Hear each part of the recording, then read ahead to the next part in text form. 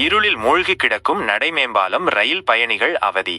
மஹிம் ரயில் நிலையத்தின் கிழக்கு பகுதி டிக்கெட் கவுண்டர் அருகே உள்ள நடைமேம்பாலம் இருளில் மூழ்கி இருப்பதால் பயணிகள் அவதிப்பட்டு வருகின்றனர். மேற்கு ரயில்வே வழித்தடத்தில் உள்ளது மஹிம் ரயில் நிலையம்.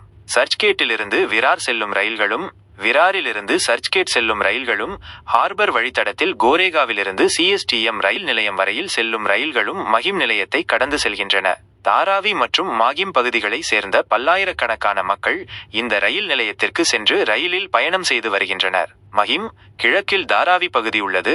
இங்கிருந்து தமிழர்கள் உட்பட ஏராளமான மக்கள் மஹிம் ரயில் நிலையத்திற்கு நடந்து வருவார்கள். தாராவி கல்யாண்வாடியை நெருங்கியதும் அங்கிருந்து நடைமேம்பாலம் வழியாக மஹிம் ரயில் நிலையத்திற்கு நடந்து செல்வார்கள்.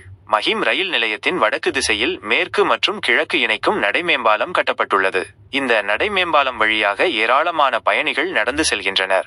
அது மட்டுமல்லாமல் மஹிம் கிழக்கு பகுதியில் டிக்கெட் கவுண்டர் அருகே ஒரு 200 மீட்டருக்கு வடக்கு நோக்கி நடைமேம்பாலம் கட்டப்பட்டுள்ளது.